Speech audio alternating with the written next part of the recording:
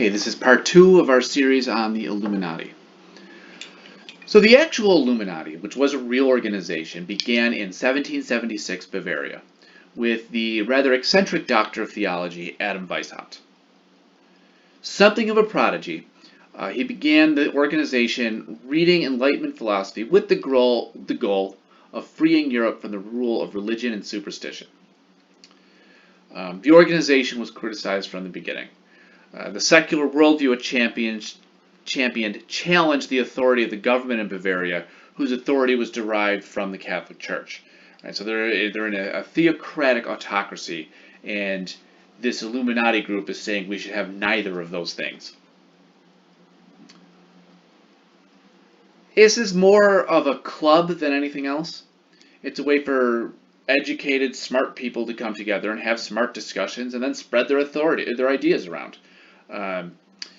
Weishaupt was an odd person, though. I called him eccentric earlier. Maybe just weirdo is probably the better term. He demanded that all the members take pseudonyms. He called himself Brother Spartacus, for instance. Now, he adopted a bunch of different symbols, and the actual symbol of the Illuminati was the owl of Athena, not the eye of Providence.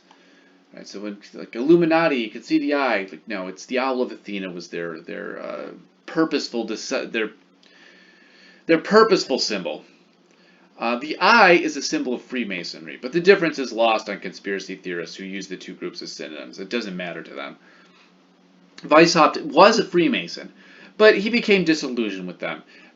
Likely because it was run like an aristocracy and largely just a social club with the odd Rosicrucian influence. In other words, like, oh, look, there's the great architect, blah, blah, blah, it's rib night, But who were the people in charge of the Freemasons were always going to be in charge of the Freemasons. Like, it was a quasi-aristocratic group at the time, in Europe at the time. But it was in the Masonic Lodge that Weishaupt met Baron Adolf Koenig, who suggested that the group adopt some of the rights of the Masons, like formalize the group a little bit. Basically, the Illuminati was Freemasonry light, only that it had a focus on spreading ideals. Some of their ideals were, quote, to someone to hear the lamentations of the poor, a friend to the unfortunate, one who does not mock and despise the weak, considers no knowledge as unessential, whoever, when truth and virtue are in question, despising the approbation of the multitude, is sufficiently courageous to follow the dictates of their own heart. Such a one is a proper candidate for the Illuminati. Right? So you look at this list, and it's no wonder people like Alex Jones hate them. Right? They want to be a friend of the poor and the weak and the uneducated, and they want to help those people. So in 1787, they were disbanded by order of the Bavarian government. The Bavarian government banned all secret societies, which must be not too secret if you're falling under that ban. Now, at this time, they had some success in spreading their message, and they operated kind of like a political party, and they got some government positions. But their secret was not kept, and due to internal disputes, some public accusations were made against Weishaupt, and the government and the society disbanded. Weishaupt fled Bavaria, and he dies shortly after, and the Illuminati dies with him. In 1797, a Scottish scientist named John Robison published a book titled Proofs of a Conspiracy Against All the Religions and Governments of Europe Carried On in the Secret Meetings of Freemasons, Illuminati, and Reading Societies. Not a lot of wiggle room in that title. In this book, he claims that European Masonic lodges had been infiltrated by Illuminati operatives and were subverting the normal pious Mason meetings. Right? The Illuminati are avowed secularists, and Robison believed that they had infiltrated the Freemason lodges and were trying to drive a wedge between the normally good Christian Masons and they were trying to drive a wedge between Christianity and Freemasonry. Also, in 1797, Augustin Borel published a book titled Memoirs Illustrating the History of Jacobinism, and he made the claim that the Illuminati caused the French Revolution. The book sold well, and they popularized a niche conspiracy theory in a time when fact-checking such things was exponentially more difficult, if not impossible. Thomas Jefferson was sent the Robeson book, and he called it The Ramblings of a Bedlamite, which is just 18th century for this is what a crazy person says on Twitter. Nevertheless, the theory grabbed hold of some who perceived them to be anti-Christian occultists. This is probably because the French word for occultist is illuminé, right? So you have the Illuminati, illuminé, and it would be fascinating if all of these conspiracy theories were based on a mistranslation, but they would also be horrifying. The thesis of both books is that there is a force working to divorce Christianity from its authority position in Western society. Philosophers like Voltaire, who wrote, "Those who can make you believe absurdities can make you commit atrocities," were certainly not devout Christians, and they occupied the forefront of Enlightenment philosophy. So as I said earlier, these accusations are about clouding the motives of a new paradigm shift. Neither book presents proof of their claims. It's just two old guards of orthodoxy saying, I don't like this new thing, this new stuff happening. They only talk about a new culture in Masonic lodges and that the religiosity of the culture seems to be on the decline. Robeson's book, you can find it in the Gutenberg Project, is pretty terrible just from a writing perspective. But Robeson is a member of the Scottish Enlightenment. He is an important scientist. So for him to write this book lends the theory credibility. Right? So the question now, though, is why do we, today, know the name of an obscure nerd club for 18th century atheists? Aside from Robeson, who again, intellectual clout, there's not really any reason we should be aware of this. Right? There's only a few other individuals who wrote obscure books bemoaning the existence of a secret society that controlled everything. But in the 19th century, the theory got a jolt.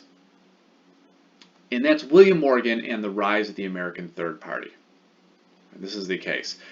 Morgan is a catalyst that resulted in the first third party in American history. The man himself is a bit of a riddle, since he appears, to me anyway, to some other writers, but me mostly, to be a con artist and a liar. So let's figure out some facts about William Morgan here. He was born in Virginia in August of 1774. That's it. It's about the only solid fact we know about him. At some point he moves to Canada to open a brewery. He claims to open a brewery, but he definitely seems to have moved to Canada. The brewery mysteriously burns down, and he returns to the United States with his family and moves to Rochester, New York. Then he moves to Batavia, New York, where he works as a bricklayer.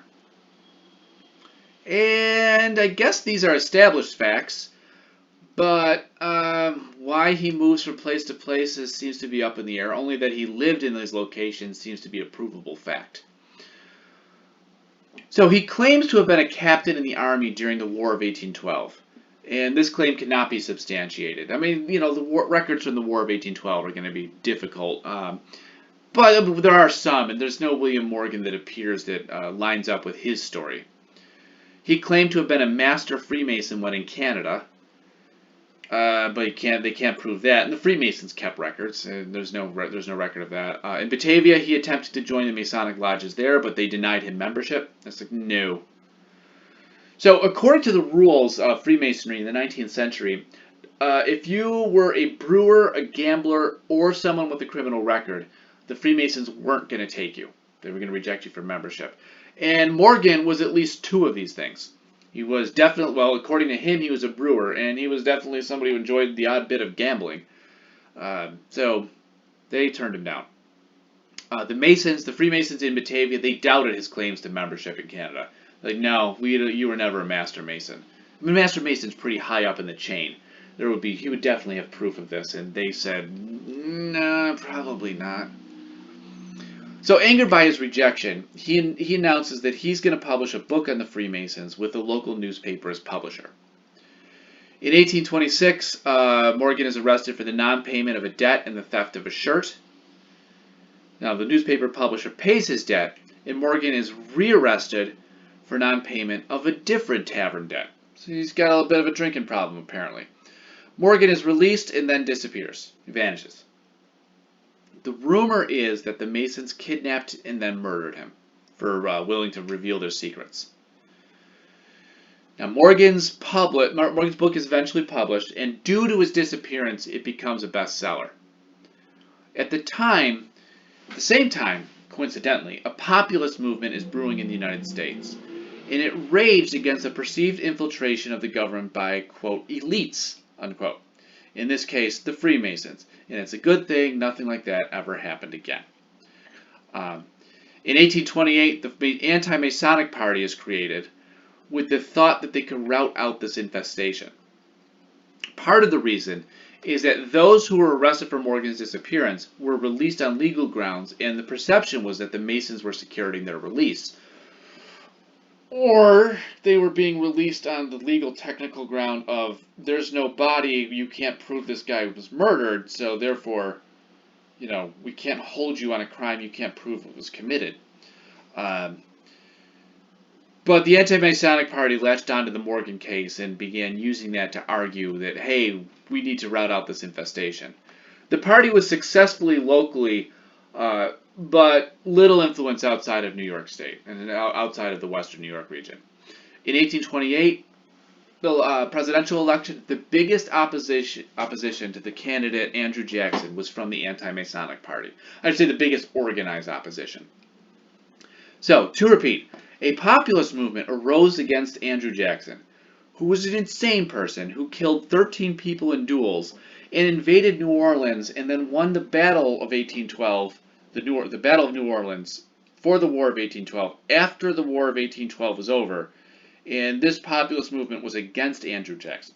Okay, Jackson was a populist himself, but he was also a Freemason.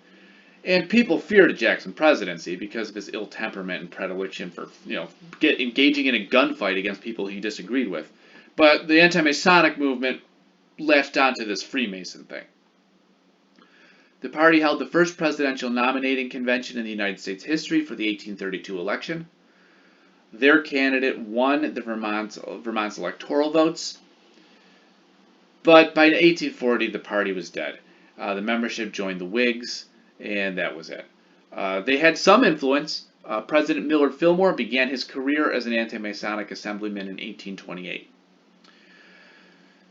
The reaction against the perceived existence of Masonic control in the United States is our focus here, though. The party dissolved because being against the Freemasons is not enough of a motivation for a national party, especially when you cannot prove that the Freemasons control the direction of the country. But the idea that there exists an unelected group of elites is a thread in our national history and continues to this very day. The Illuminati were not the Freemasons, but this stubborn fact is not going to matter to a conspiracy theorist. The theory goes underground for a while, but it never really goes away. The reason we know about them today is due to a few distinct individuals. And we'll talk about writers Robert Anton Wilson and Robert Shea in our third lecture and how they brought the Illuminati into the contemporary age.